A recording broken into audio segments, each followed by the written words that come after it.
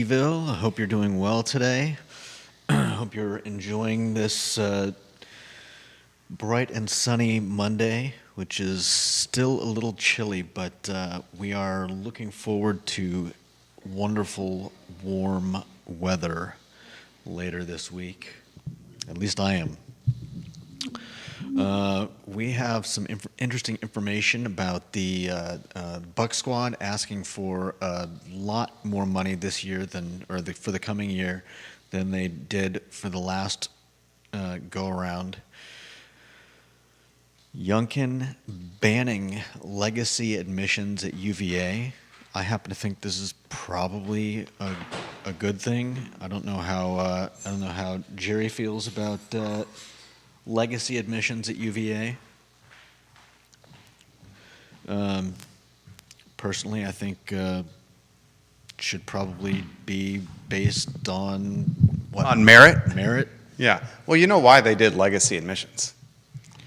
because they want to keep the money flowing. Well, the idea was that if you're multi-generation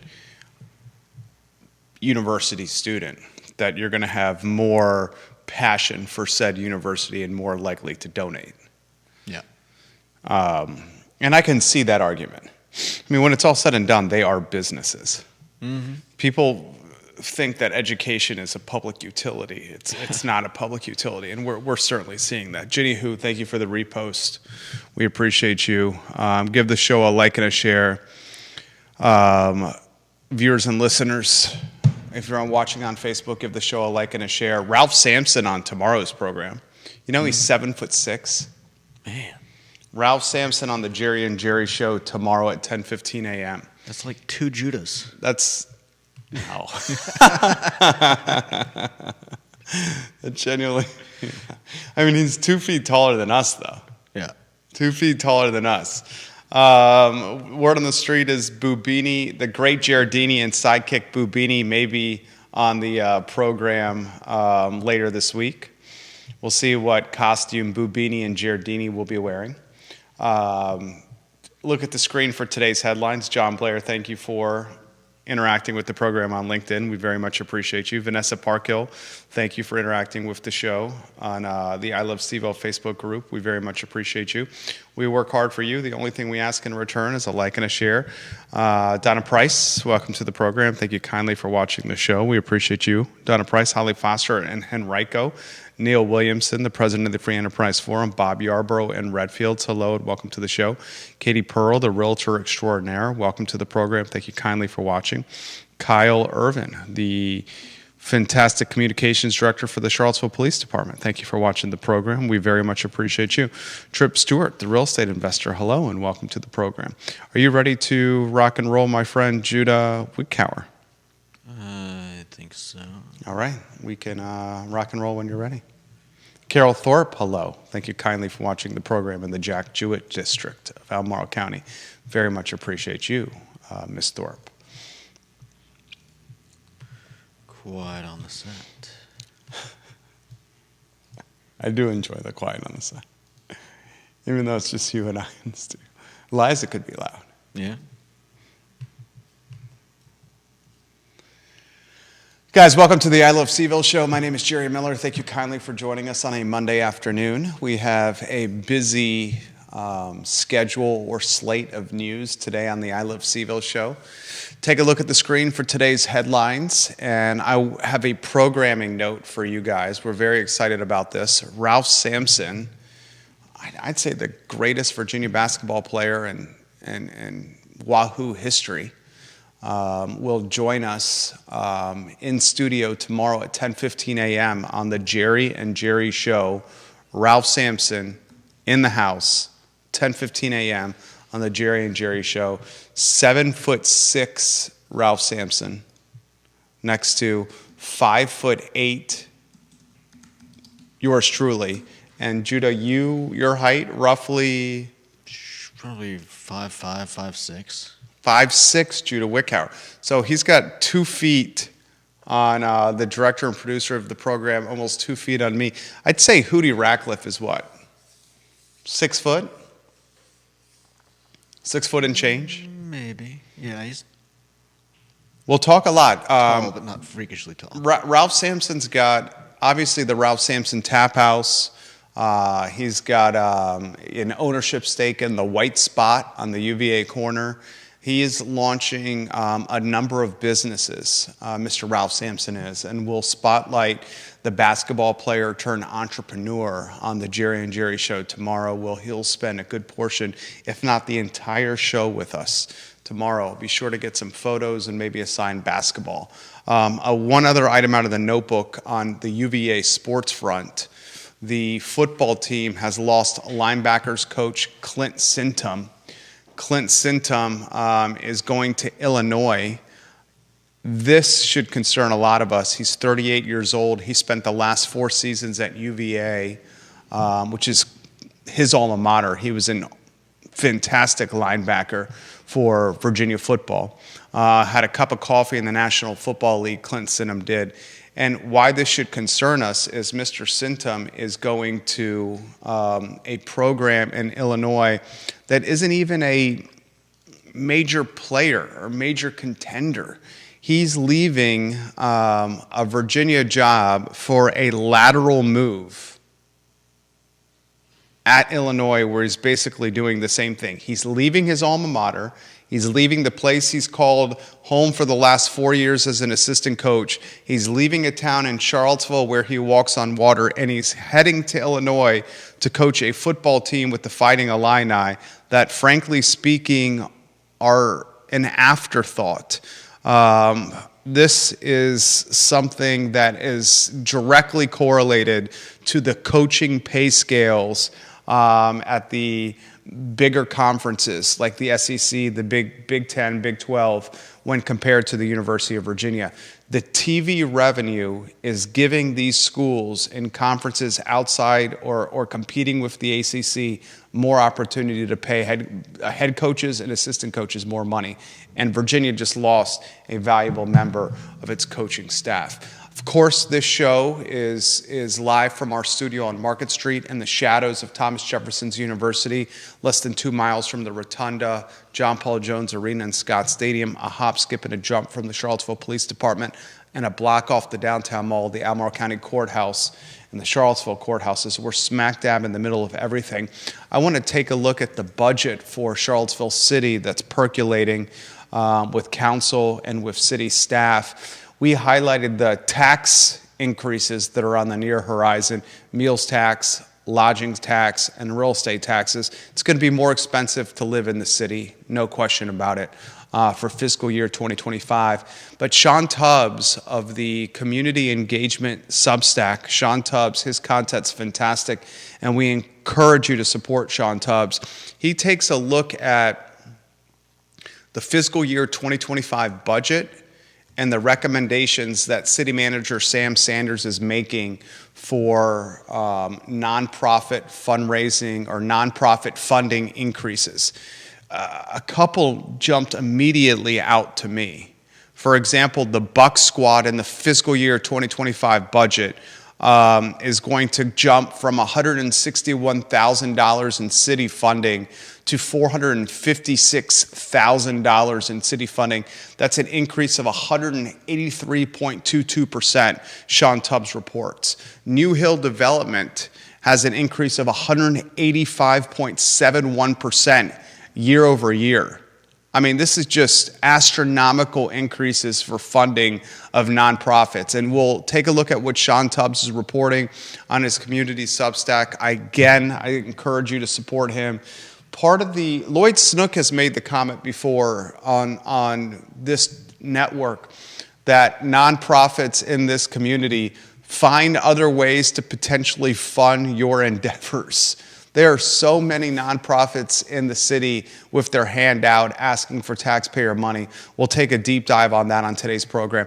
Also on the show, we'll talk Richmond, Virginia. Richmond, Virginia is the number 5 city in America for fastest selling homes. Credit News Research, an independent research house, released its new ranking of the fastest selling housing markets in the U.S. And the capital of the Commonwealth, Richmond, number 5 on that list. I want to unpack that with Judah Wickhauer in a matter of moments and with you, the viewer and listener. Glenn Youngkin has banned legacy admissions at the University of Virginia and at public universities across the Commonwealth. We'll unpack that. We have some positive news on the downtown mall. What was the race, Judah? The Run for the Haven? Yeah. A fundraiser to fight homelessness and to support the Haven right off the downtown mall. That took place Saturday around downtown Charlottesville. It's an 8K race. That happened in rain. It was hundreds of people ran in this race. So I want to highlight some positivity for downtown Charlottesville. Albemarle County, Charlottesville City Schools banning cell phones. I want to take it a step further. Should it not just be cell phones that are banned? Should it be screens across the board that are banned? Is teaching kids on iPads in classrooms a good thing? We'll talk about that today. Judah's got a look at 11 spots for steak frites around the Charlottesville area. I have a clear-cut number one. Judah's compiled 11 options for steak frites in the Charlottesville area. And again, that programming note with Ralph Sampson on the Jerry and Jerry Show tomorrow at 10:15 a.m. Judah, we'll weave you in the mix here. The nonprofit fiscal year 2025 funding just absolutely boggled my mind. And it wasn't just the Buck Squad that jumped out to me. And if you want to put lower thirds on screen, it was New Hill Development that jumped out to me. It was the City of Promise, which would increase year over year by 117.39%. It was a group called Wartime Fitness Warriors that would increase 118.18%. I mean, some of these nonprofits are seeing their funding jump over 100% year over year. Sean Tubbs, Community Substack, doing this reporting. We're highlighting his hard work on today's talk show. You know, I'm all for community infrastructure that supports a better Charlottesville. And I'm all for doing this in a way where it's equitable and it's inclusive and it makes the community's quality of life improved. But eventually we have to ask ourselves if we're dying the death of 1,000 cuts. Yeah. You got the meals tax, the real estate tax, the lodging tax, the sales tax, all upticking while assessments are going up, while incomes are not increasing at the level of inflation, at the level of tax overhead. And as we unpack this budget, we see nonprofits like the Emergency Communications Center jumping 22% year over year. We see the Charlottesville Free Clinic jumping 36% year over year. We see Birth Sisters jumping 30% year over year. We see the Reclaim Hope Initiative jumping 67% year over year. We see, Shelter for Help in Emergency, 67% year over year. Boys and Girls Club, 87% year over year. It's massive increases. And it should be highlighted on the talk show. And it should be highlighted elsewhere like Sean Tubbs is doing. Your thoughts on some of this?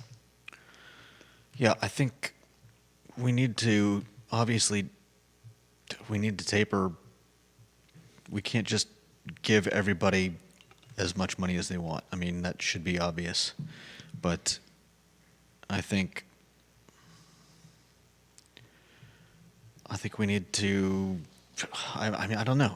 We've got a city council and a city manager that one would think would have some degree of empathy for the city.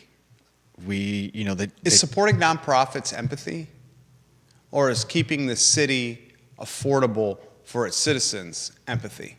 I mean, I think supporting nonprofits is a great goal, but when it makes life harder for the there are a lot of people in Charlottesville under the area median income, and those, I mean, it doesn't even matter if they own houses or not. If you own a house, your taxes are going up.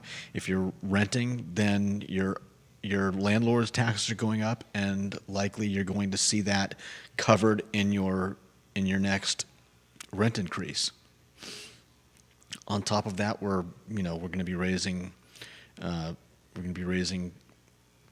taxes on food, and I just don't see this not having a deleterious effect on a large portion of our population. I mean, I'm going to ask this question again for the viewers and listeners.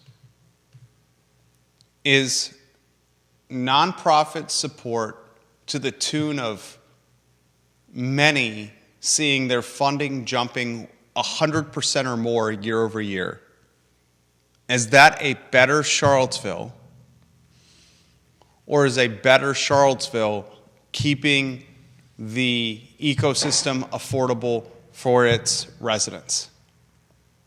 Yeah, I mean, and it sounds like a lot of these people are just asking for a lot of money and getting it.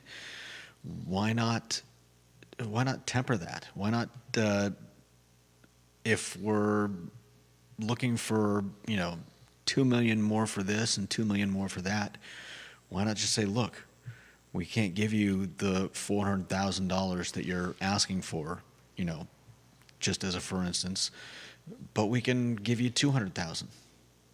The rest you can find somewhere else.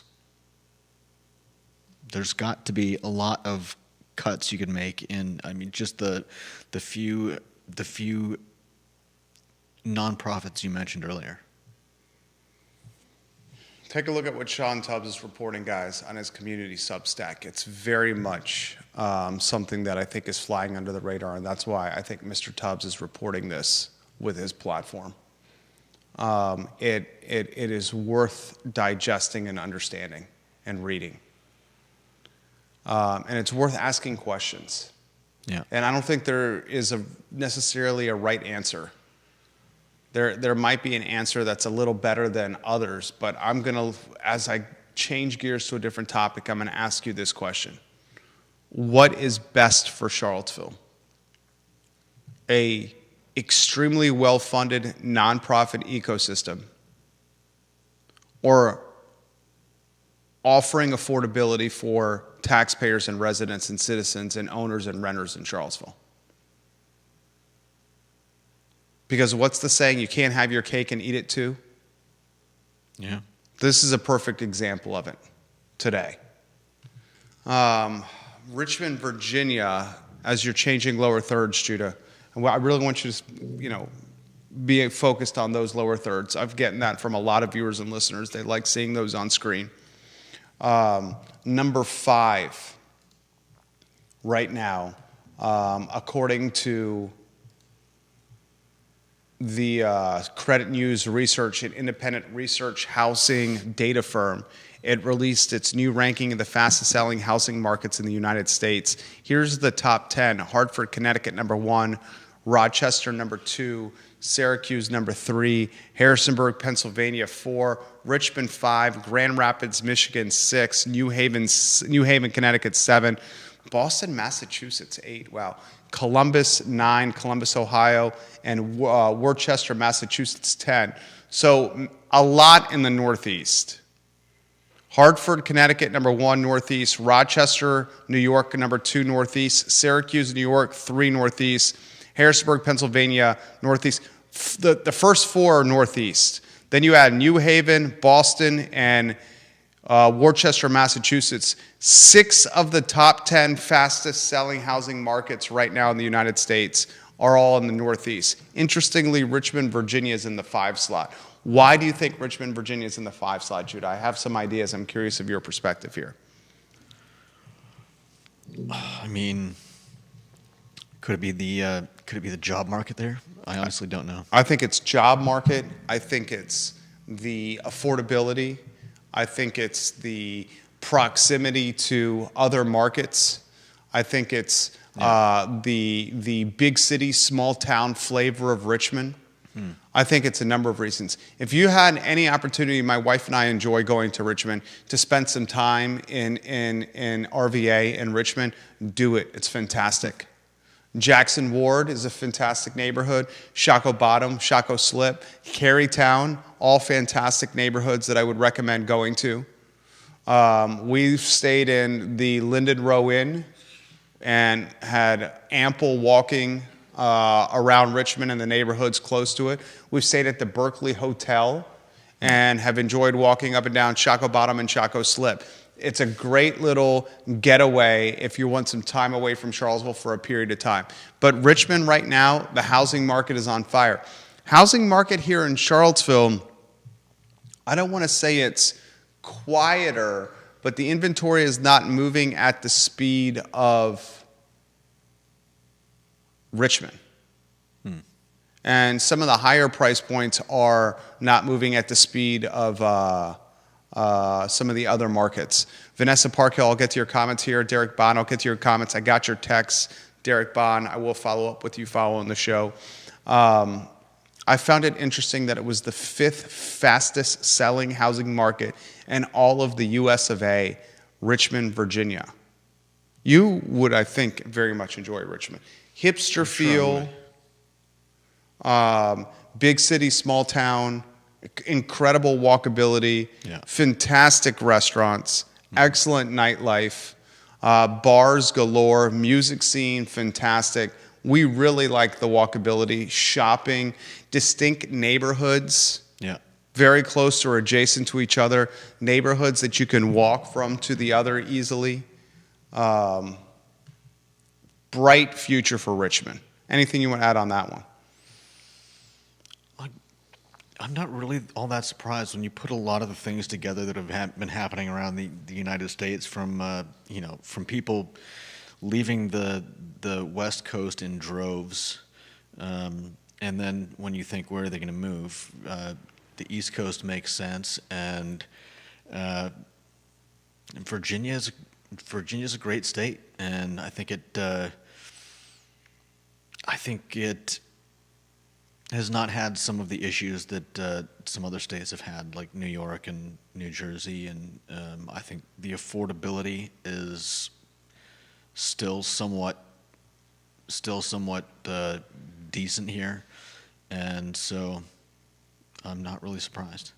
This comes in from right down the street here. Thomas is watching the program. Jerry and Judah, I love the show. I watch as much as possible, which generally means 2 to 3 days a week. One thing that you should highlight with Richmond is the amount of housing inventory or housing stock that's for sale when compared to Charlottesville. That's certainly driving its popularity. That's a great comment that was just put in the feed here. When you have housing options to purchase and to rent, you're going to have a level of affordability that, say, Charlottesville, which has limited stock, does not have. Definitely. And that's going to get folks moving there. In fact, the Weldon Cooper Center highlighted how the population of Richmond is upticking extremely quickly. We highlighted that on previous shows. You can find that on the Weldon Cooper website. They did a good job characterizing the population increases for Richmond. I have said this many times. If there was, I don't foresee us ever moving from Charlottesville, but if there was a place that we would move to, it would be 2 that immediately jump out: Richmond and Asheville. Now, Asheville's gotten extremely expensive. Have you been to Asheville? No. You would enjoy it. Yeah, my parents have been there. It's fantastic for many of the same reasons that I highlighted with Richmond. Except Richmond's way more affordable. It would be one of those 2 markets we would move to. We love San Diego. San Diego. San Diego's fantastic, but cost of living in San Diego is through the roof. We love long weekends in Manhattan and the Big Apple. Cost of living, obviously. Yeah. We love going to the beach on Long Island. Year-round, though, is not something potentially I think neither she nor I would want to do. Yeah. I'm excited for a long weekend in Charleston this weekend. Programming note, the I Love CVille show is off the air on Friday, unless you want to host it by yourself. You can certainly do that if you'd like. Yours truly will be in Charleston for a long weekend, for a little R&R. props and kudos to Richmond. I think its future is bright. And in fact, I think in some ways, Richmond and Charlottesville are doing almost opposite runs. Charlottesville is very much tied to one major employer. Charlottesville has limited housing stock. Charlottesville has become extremely expensive.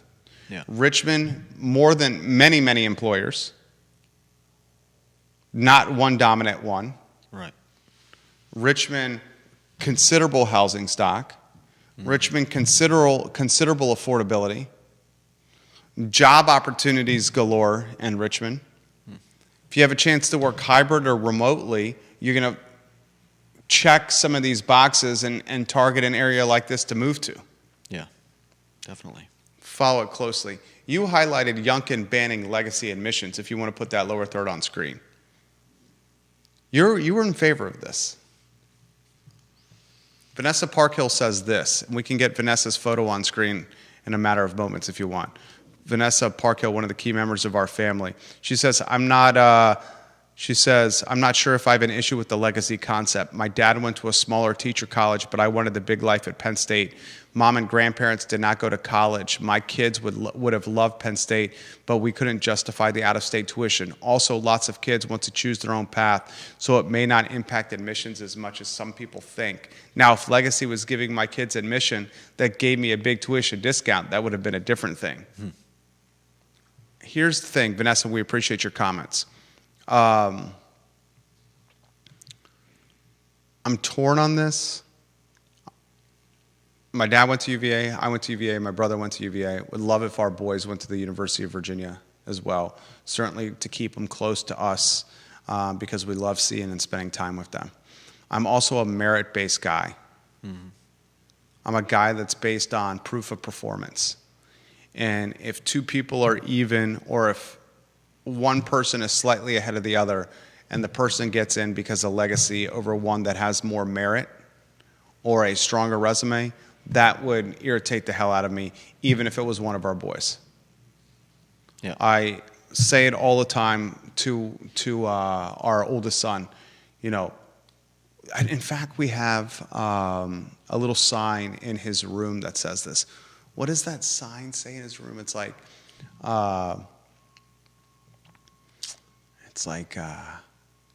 work harder. It's like, stop whining, work harder, or something like that. I'm sure my wife will correct me with what the sign says. Basically, we say, be the best version of yourself every day. And the best version of yourself every day is one that's probably going to be grounded in working as hard as possible. What's your take on the legacy admission? I agree with being merit-based. I think that for me that's just a no kidding. You know, it doesn't even come across as why wouldn't you have merit-based entry?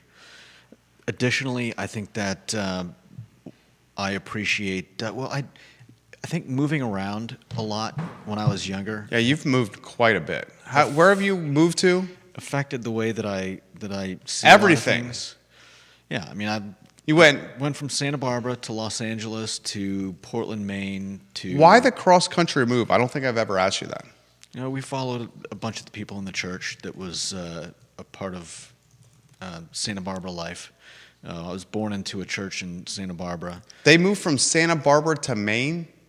No, Santa Barbara to Los Angeles. And then to Maine? Yeah, the church had kind of broken up in Santa Barbara. People went their separate ways. My parents found out that the leader and a bunch of the friends they'd had in the church in Santa Barbara were reforming in Portland, Maine, and I don't think it was originally intended to be a get the band back together type thing, but the people were very much, I think, enamored of the leader of the church and felt like this would be a 2.0 type thing. And 6 months later, it broke up, didn't work out, and we were stranded in Maine. So when a bunch of those same people ended up moving to Charlottesville, Virginia. My parents and my sisters followed suit. And That's a lot of trust right there. yeah, I don't know about trust, but That's a lot of I mean, these are imagine going from Santa Barbara to Los Angeles, completely across the country to Portland, Maine, and then from Portland, Maine to Charlottesville, Virginia. yeah. And what time period? Let's see. I was in Santa Barbara for 6 years. We moved to Los Angeles in it would have been like 81ish. In Los Angeles for another 6 years. We moved to Portland, Maine when I was just about to turn 12. So that would have been like 87. And I think my parents moved here in the end of 95, I believe. And I went to Savannah in 96. Stopped here for a little while before heading down there. And was there for about 6 years before heading back here in '02. So I think that had, I think that and just the type of person I am, I'm not really into cults of personality, and I see that a lot with, like schools, with sports teams, with TV shows, celebrities. I just don't really go in for a lot of that, and so in terms of legacy admissions, I kind of get it. But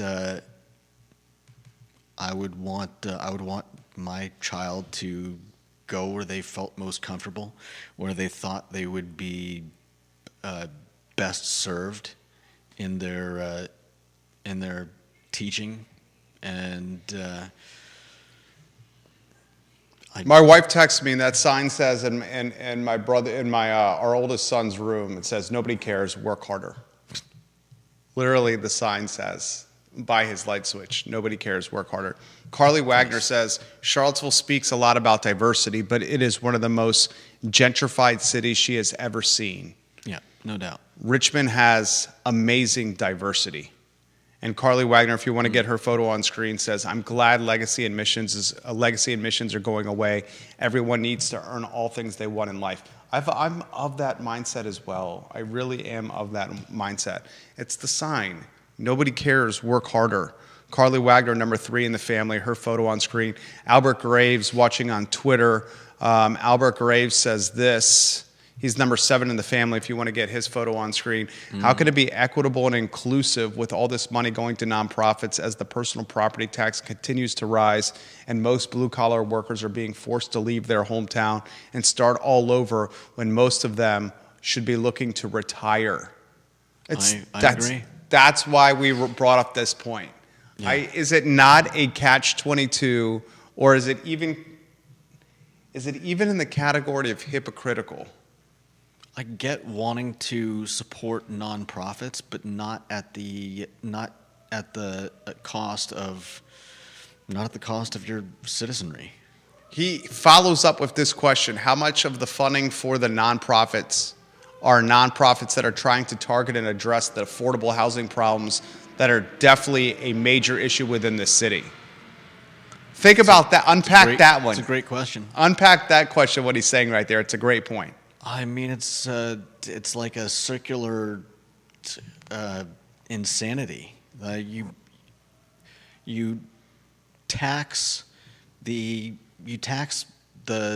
people of your locality, some of them possibly out of their homes, and then you give that money to nonprofits whose stated purpose is to help people who are on the margin and getting priced out of their houses. You're kicking people out so that you can pay people to help those people. I'm sorry you're going to lose your home, but we are setting up we're sending money to, X, Y, and Z nonprofits to help you because you just lost your house. Yeah.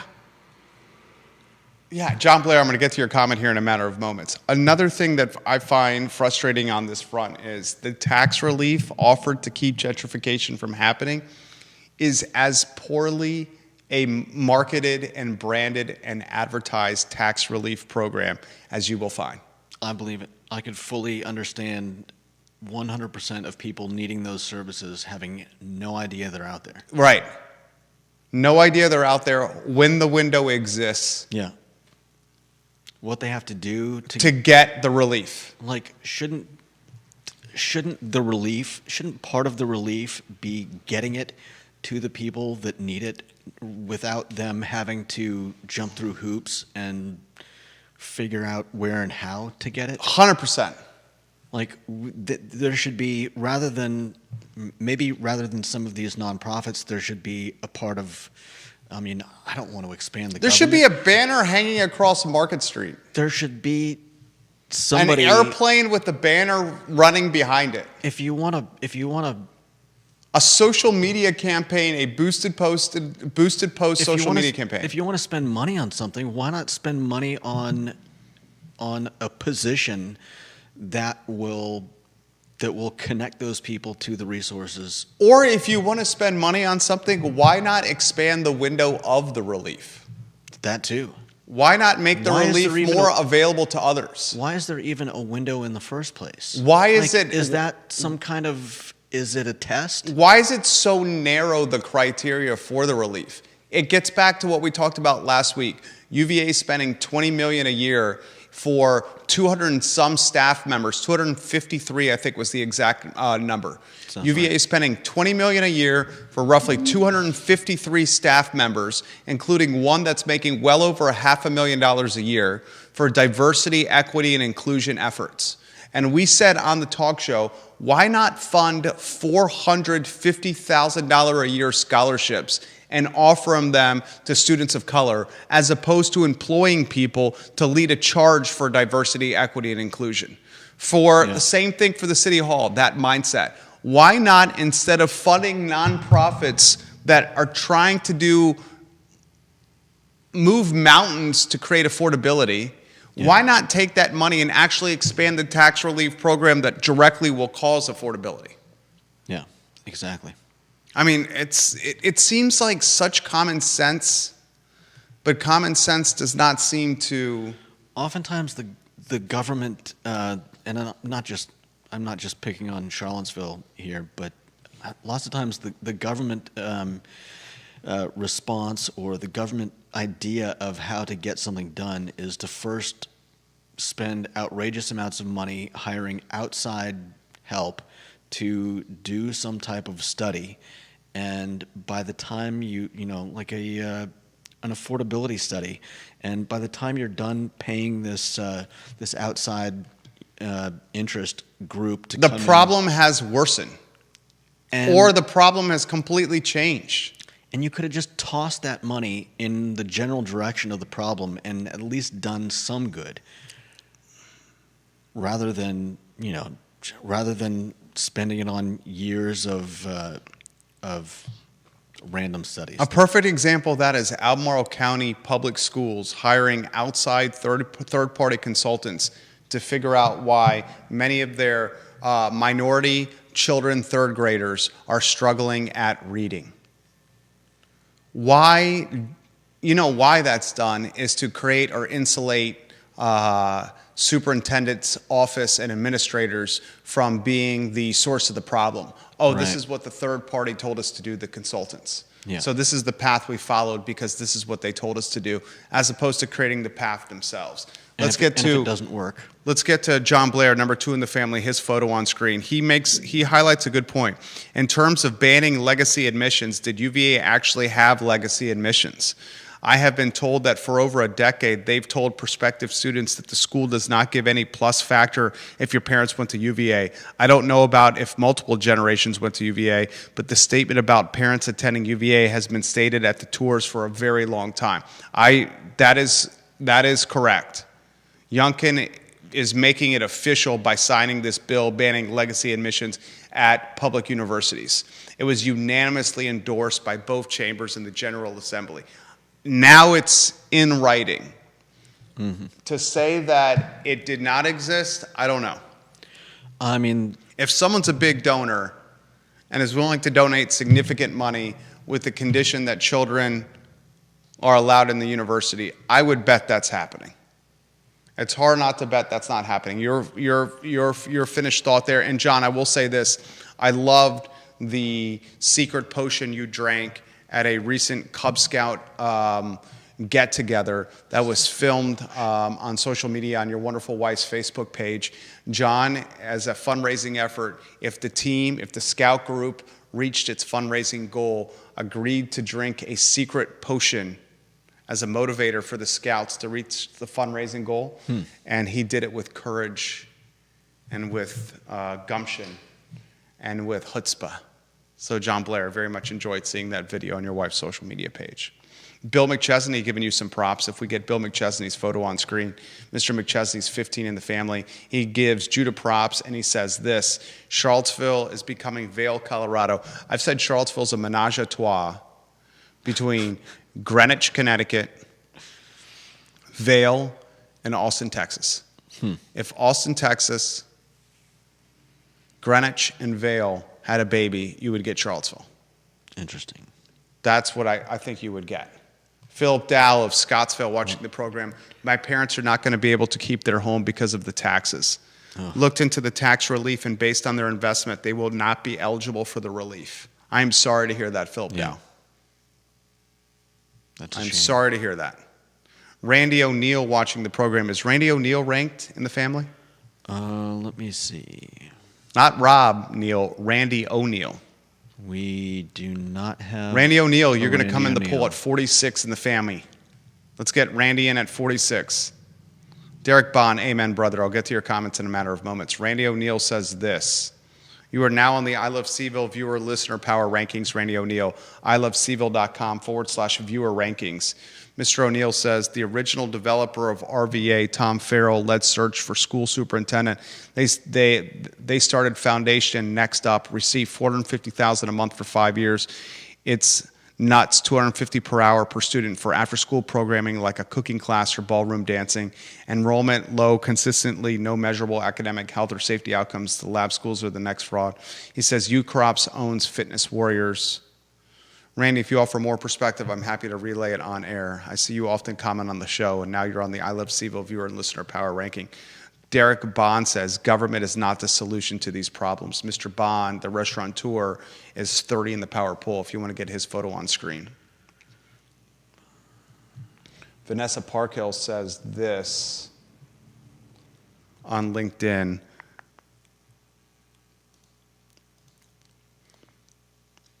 She says, which university is telling a first-generation minority student nobody cares, work harder? It's a good question. That's a sign our oldest son sees every day as he's leaving his room. Nobody cares, works harder. And you know what? I want to take a proud dad moment here. Recently went to a parent-teacher conference, and he got glowing reviews for the hard work he's been putting in since the last parent-teacher conference. The effort has translated into performance. And my wife and I were talking about this recently. From over the last 6 months, we've seen massive development for our oldest in the classroom and on the court or playing arena, the athletic arena, socially, following the rules, being kind, being empathetic, being a great big brother. Nice. He's hit this little 6-month spurt of significant development. And I don't think there's more proud of a feeling than seeing your kids enjoy the fruits of their labor. Mm-hmm. And I've seen from him, because he has seen the hard work pay off. He's 5 years old. Yeah. And he's seen, if I work hard this is what could happen. And because of that, he's even more willing to work hard at other things now. Like, it's even at 5, if you give them a taste of like success through hard work, it fosters more success through hard work. Yeah. It dominoes. Right. And it's just been a blessing. I sincerely mean that, a blessing. This is one, first more positive news. Run for the Haven on Saturday. Saturday was rainy and windy and cold. Yeah. And hundreds of people came out Over 500. Over 500 participants. If you get this lower third on screen, over 500 participants for an 8K race on the downtown mall and around downtown Charlottesville in support of the Haven and to benefit support systems for houseless population. Yeah. Over 500 participants ran an 8K in downtown Charlottesville and rain and cold and wind. Yeah. That is awesome. No doubt. And we want to positively highlight that for downtown Charlottesville and this community. Yeah. It may not seem like this sometimes, but we love the Haven. It's just I got no beef with the Haven. It's just in an awkward place. Yeah. I got no beef for the Haven. They do great stuff. They do great work. Thank you for saying that. We appreciate what they do, but it's just in an awkward place. Thank you for saying that. And contributes to some of the problems the downtown mall has, and keeping people coming to the downtown mall, which is a shame. I think the Haven could be even better at a larger location with stronger infrastructure. Imagine if it was on a place with even a little bit of land so that people could put up tents. Green grass. Yeah. Shelter. Right. Charlottesville's a strange place. Charlottesville's strange. It is. I've lived in. We talked about. I'm not disagreeing with Santa Barbara and Los Angeles and Portland, Maine, and you've lived in a lot of places. Savannah, Georgia. I did not know you followed. I didn't know the origin story of the. I mean, in a lot of ways, it's the manifest destiny of faith. Yeah, I mean, It's faith manifest destiny. There are people in town here who have known me since I was born. It's pretty cool. Of course, some people get that by staying in the same place. John, thank you for those kind words. He says, congratulations on our son's achievement. Thank you, John. I'm getting choked up thinking about it right now. There's nothing that makes me more proud. And I never speak for my wife, but on this particular circumstance, I know I can confidently because she feels the same. Seeing those two little boys, do positive and good things, especially positive and good things that come from hard work, it's the best feeling. It just really is the best feeling.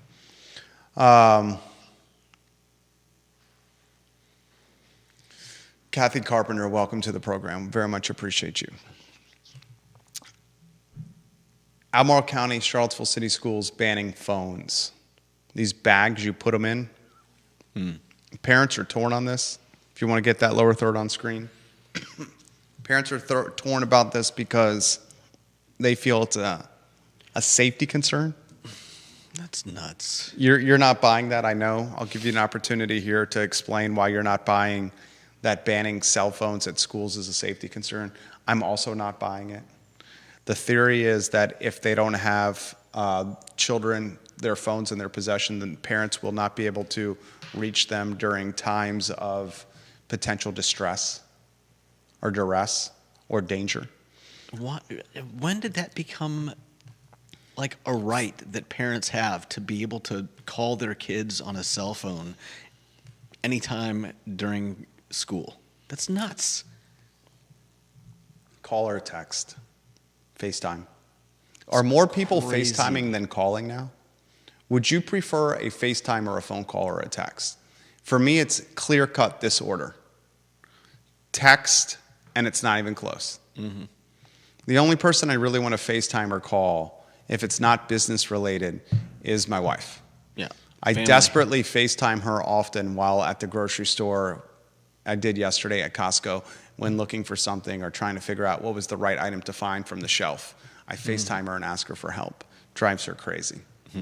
She's like, dude, you do this all the time. You should know where this stuff is. One of the most challenging endeavors for me is grocery shopping. Really? It's so challenging for me. Oh, man. It just does not fit my makeup. It's just, I find it overwhelming, especially if you go to a Costco or a Wegmans on a Saturday or Sunday. It's effing zoo.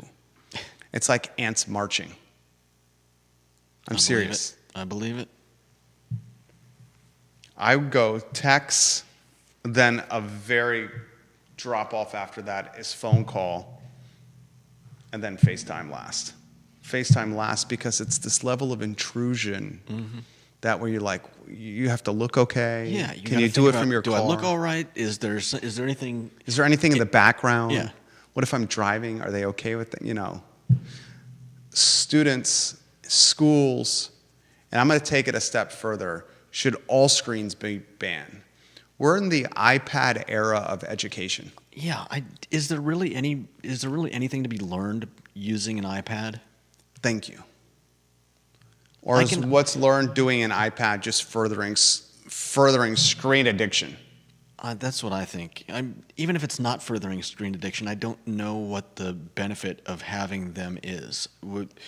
At least with computers, like I've been hearing a lot about kids today.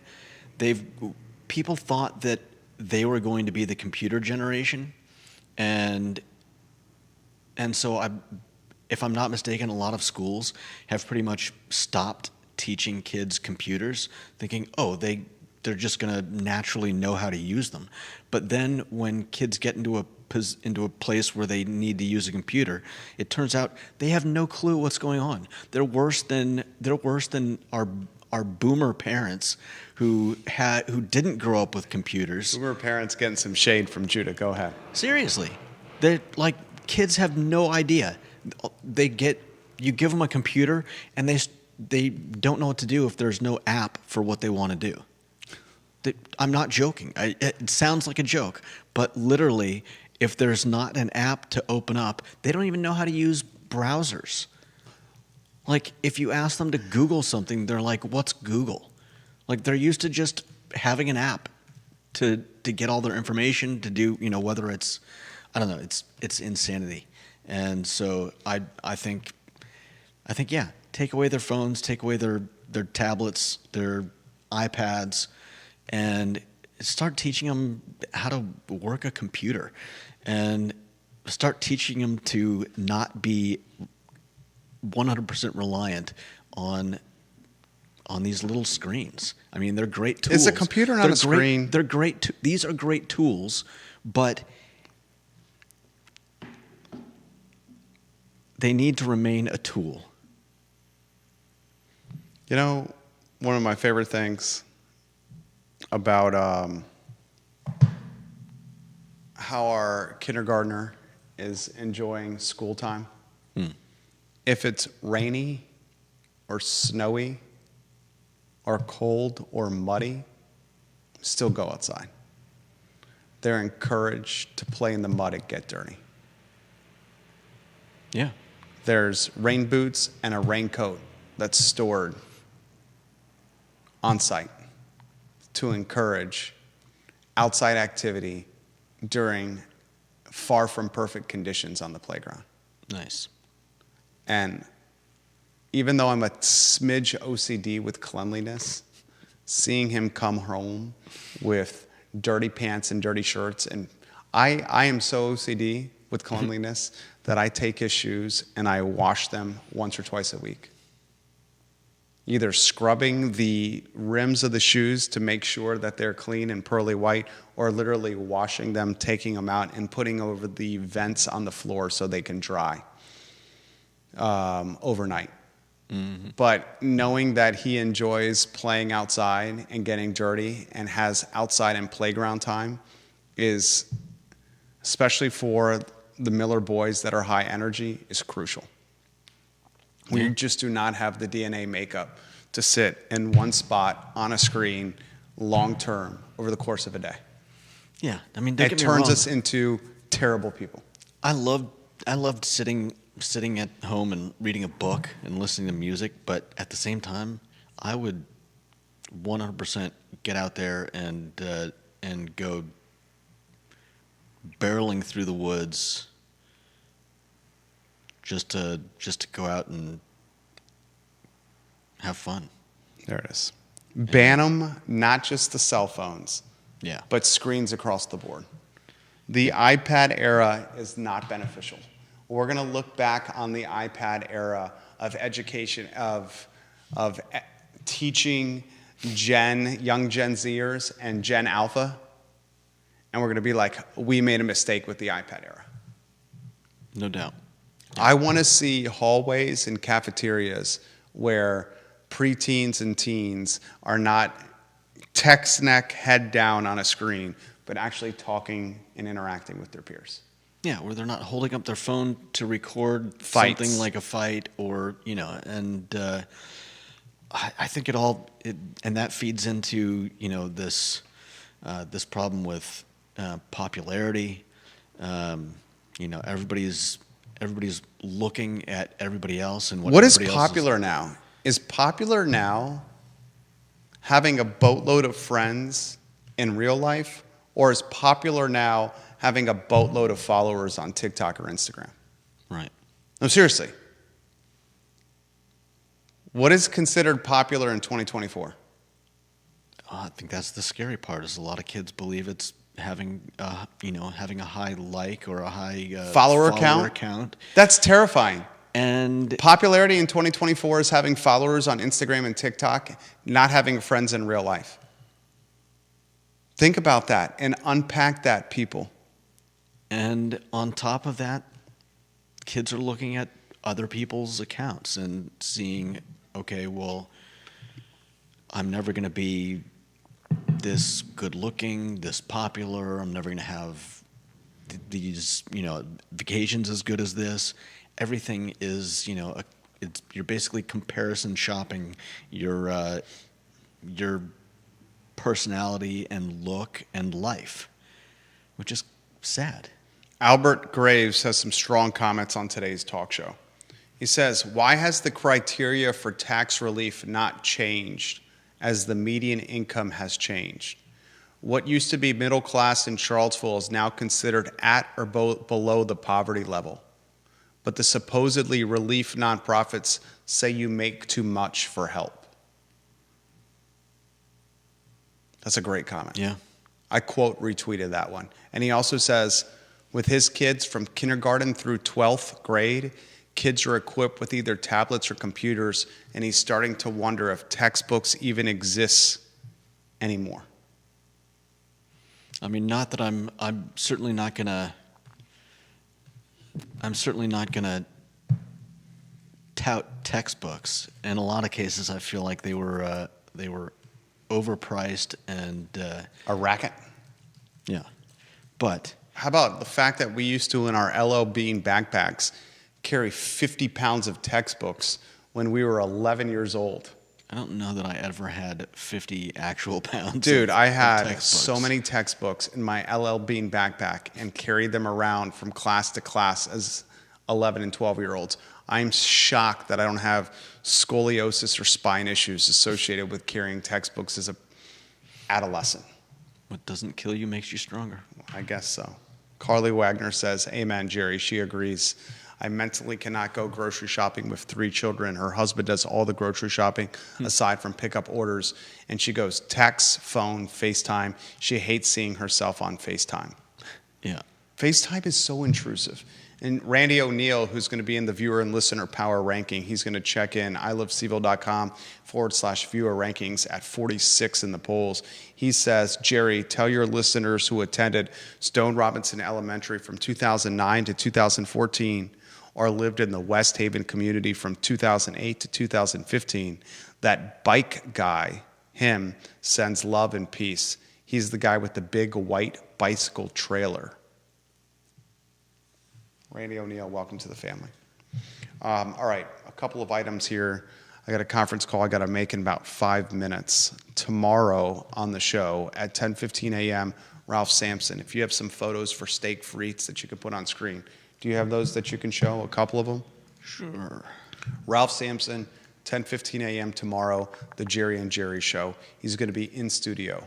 We're going to talk about his career at the University of Virginia, why he chose UVA, Ralph Mania. I mean, this guy was one of the biggest celebrities that's ever graced Charlottesville in its history.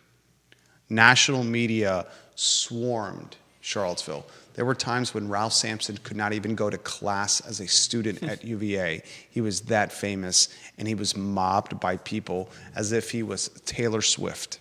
He was the Taylor Swift of Charlottesville, Ralph Sampson. Dave Matthews, you see him walking around town all the time in Charlottesville, and he's left alone.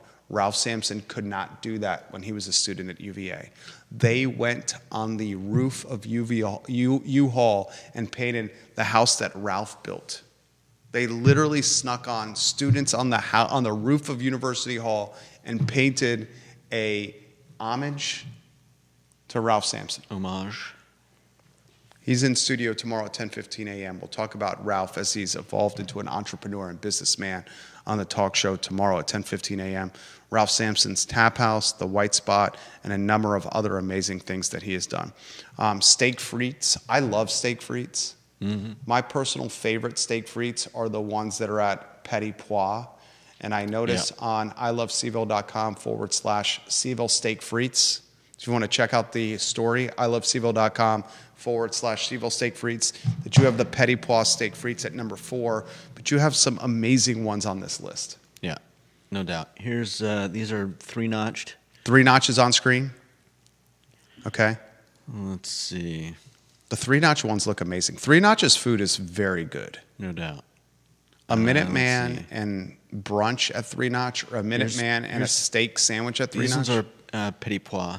These are the Petit Pois ones? Yeah. The Petit Pois ones are one of the best meals that I get in Charlottesville. Mm-hmm. What else you got?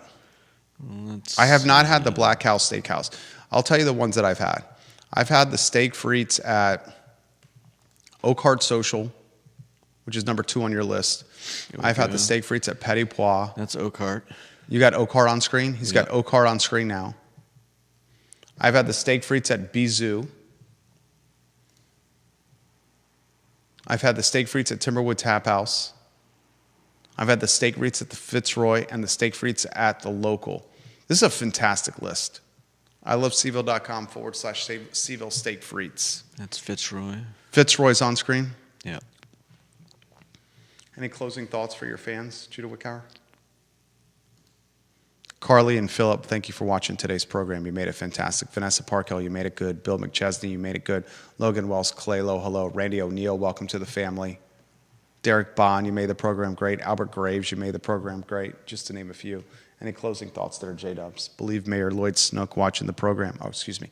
Counselor Lloyd Snook watching the program. Bellamy Brown, Olivia Branch, Rob Neal, hello. Travis Hackworth, Juan Sarmiento, Neil Williamson, Cully Baggett, one of the key members of the family, Woody Fincham, Sarah Hill Buchensky, hello. Show's yours, J-Dubs. Job well done today. I'm just very excited that we are about to have a very warm week. Looking forward to the weather in the next few days. Yeah. I mean, I'm wearing a short sleeve shirt. Yeah. A short sleeve Rhoback. This is the Charlottesville edition of the Rhoback. Mm-hmm. I love the Rhobacks. I think they're absolutely fantastic. This was a gift from my brother-in-law for Christmas. This is the first time I was able to wear it. I took the tags off this morning. Got it for Christmas. Wow. The Rhobacks are comfortable. Just took the tags off today? Well, I mean, it was a short sleeve shirt, and I got it for Christmas. It was wintertime. That's fair. Thank you to my brother-in-law and future sister-in-law for this gift. All right, that's the talk show. We are back tomorrow at 10:15 a.m. with Ralph Sampson. For Judah Wickower, I'm Jerry Miller, and get ready. I think on Wednesday, the great Giardini with sidekick Bubini will be in studio, and their attire will level up. We will provide more fodder for the meme accounts. Meme accounts, get ready. Giardini and Bubini will be taking their attire to a completely different level. Word on the street is sidekick Bubini may be in the full Monty. We'll see. I don't know about that. I don't think either of us want to see that, nor do the view. Well, maybe some of your viewer and listener fans do. What exactly do you mean by the full Monty? What do you think I mean by the full Monty? I don't know. You saying that I'm gonna? You could do whatever you want. Or Bubini can do whatever they want. Bubini can do whatever they want. You just got to level up your attire. We'll see what I can find. All right, for Judah, I'm Jerry. So long, everybody. You do whatever you want. Just level up your attire. I think I might come with a shawl and some earrings. A what? A shawl. Shawl? A shawl. Shawl. Isn't it a shawl? With an L at the end. Shawl. That's what I said. And some earrings. A shawl and some earrings. That would be leveling it up, right? Yeah, no doubt. Yeah. You're gonna pierce your ears? Well, they can be clip-ons. Some clip-on earrings. Bubini. What is Bubini going to wear? A lot of folks thought Bubini had a shirt that had foxes fornicating on it last week. Yeah, that's kind of crazy. What was on that shirt? It was, I believe it was Fox Hunters. So it was foxes. I don't know that there were any actual foxes on the shirt. It was Fox Hunters? Yeah, Okay. with people on horses. All right. The content for the